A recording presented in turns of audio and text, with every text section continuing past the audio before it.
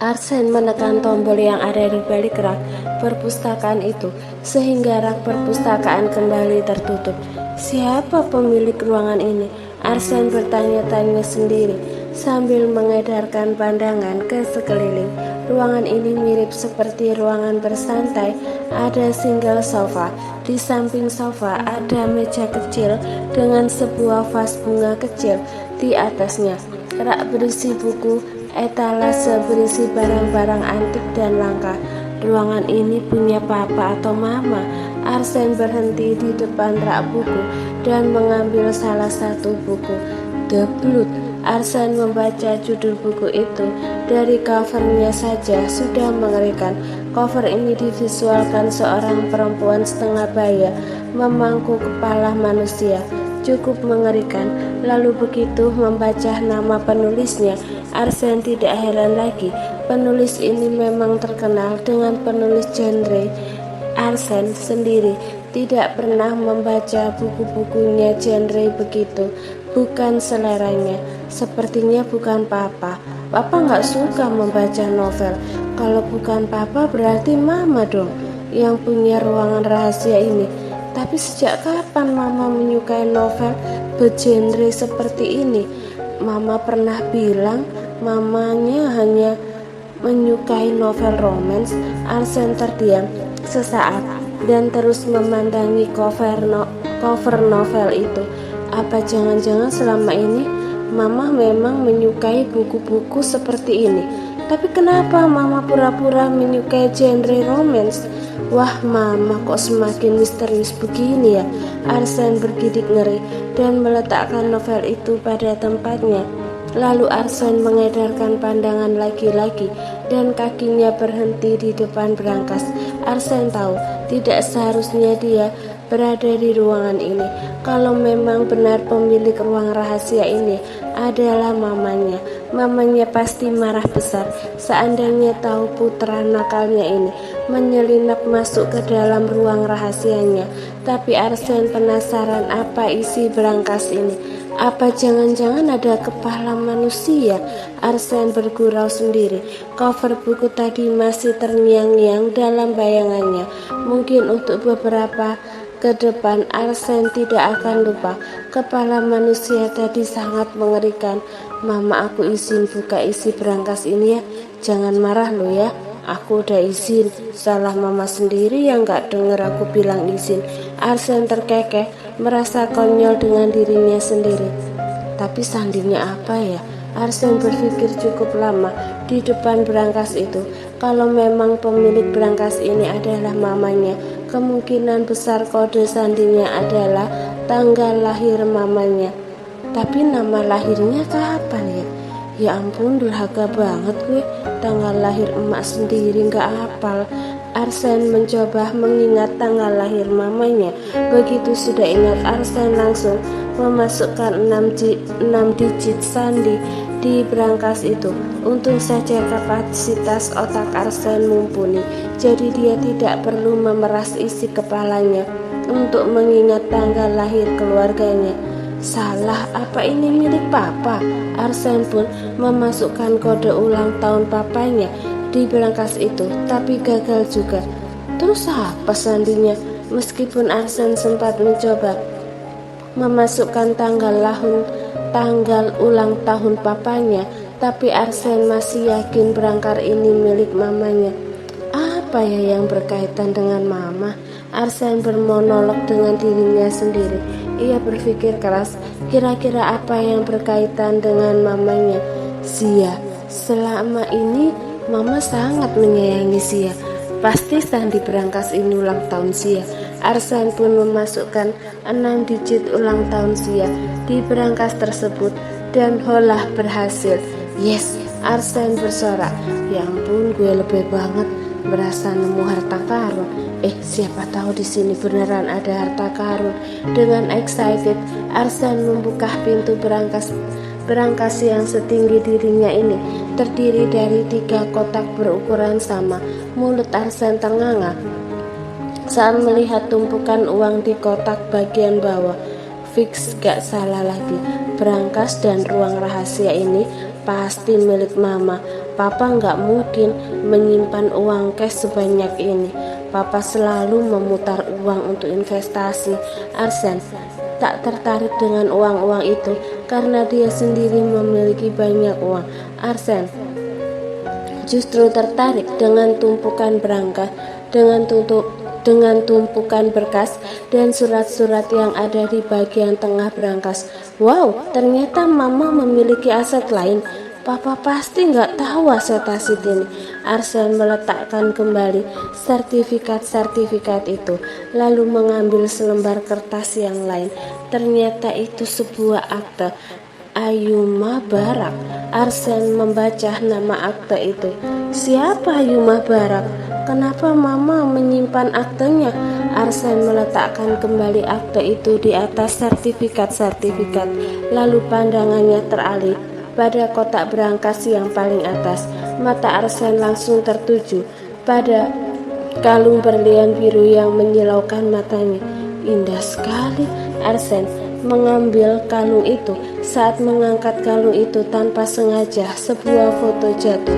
Arsen menunduk dan mengambil foto itu. Siapa gadis kecil ini? Arsen mengambil foto itu, lalu mencari-cari.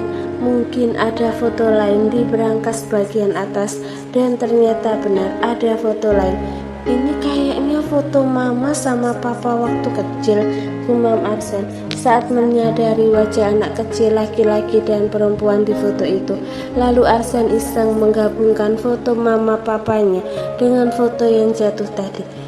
Pas, berarti kemungkinan mama menyobek foto ini. Sumpah mama bikin penasaran aja. Aku ambil aja deh, siapa tahu kalau mama macem-macem sama aku ancam balik dengan foto ini. Pasti ada rahasia besar di balik foto ini. Arsen mengambil foto itu dan memasukkan ke dalam saku jaketnya. Sementara foto mama dan papanya ia kembalikan ke tempatnya. Arsen ingin menutup kembali berangkas itu, tapi tertahan saat melihat kilauan kalung berlian biru itu. Demi apapun, kalung itu cantik sekali. Kalau aku ambil, mama marah nggak ya? Arsen terdiam cukup lama di depan berangkas. Lalu tiba-tiba sebuah ide muncul di kepalanya. Otak gue emang nggak perlu diragukan. Gue ambil aja kalung ini. Mama pasti heboh kalungnya hilang. Mama pasti sibuk cari kalungnya dan gak punya waktu mengganggu Savana lagi. Gila, gue pinter banget. Akhirnya Arsen mengambil kalung itu dan foto gadis kecil yang sobek tadi. Setelah itu dia menutup pintu berangkas dan keluar dari ruang rahasia itu. Gila, deg-degan gue. Untung aja mama sama papa masih ada di rumah Bang Dario. Arsen segera meninggalkan ruang perpustakaan itu. Dia bahkan sampai lupa tujuan utama datang ke perpustakaan untuk mengambil buku saking senangnya menemukan berangkas itu. Kayaknya gue nggak jadi balik ke apartemen. Mama pasti langsung curiga kalau gue pergi dan tiba-tiba kalungnya hilang. Lebih baik gue tetap di sini. Dedi lagi ngapain sih? Dari tadi mondar-mandir terus, tanya Azam heran melihat Dedinya mondar-mandir. Mami marah sama Dedi. Salah Dedi sendiri. Kenapa milih Mama Zia daripada Mami? Dario berdecak. Dedi nggak pernah memilih Mama Zia. Azura menangis dan ingin sarapan sama Mama Zia. Memangnya Dedi salah menuruti keinginan Azura? Kalau Dedi beliin Azura banyak boneka, Azura nggak akan nangis lagi. Tapi Dedi tetap biarin Mama Zia, Opa dan Oma sarapan di sini. Apalagi Opa udah pukul Mami. Mami pasti trauma dan nggak mau deket-deket sama Opa. Dario memejamkan mata sejenak, mengerang kesal, lalu duduk di lantai dan bersandar di pilar. Azam masih berdiri di depannya dan memperhatikan Dedinya yang tampak kacau. Dedi minta maaf aja sama Mami, usil Azam. Gimana Dedi mau minta maaf, pintu kamar aja dikunci. Ya dibujuk dong Dedi, tapi terserah Dedi deh. Yang penting walaupun Dedi sama Mami marahan, Mami tetap sayang sama Azam. Asa menjulurkan lidahnya dan meninggalkan dedinya yang melotot padanya. Dasar anak durhaka, diajak kerja sama dedinya sendiri nggak mau. Dario menghembuskan nafas kasar. Hampir 1 jam Dario memikirkan bagaimana cara membujuk istrinya.